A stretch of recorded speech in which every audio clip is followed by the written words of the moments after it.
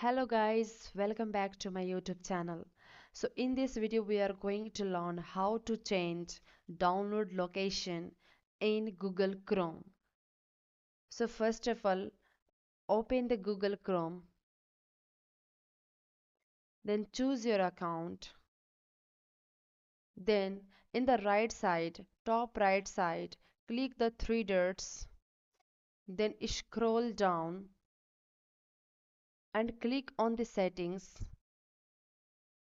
and in the left side click downloads. So this is the download,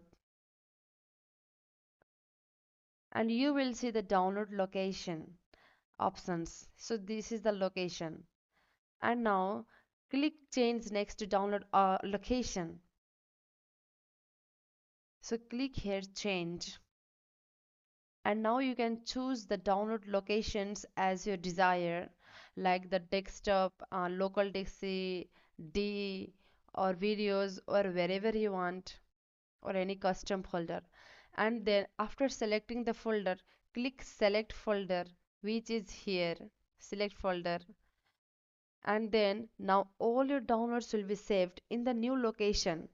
So you can also enable ask where to save each file before downloading if you want to choose the location every time.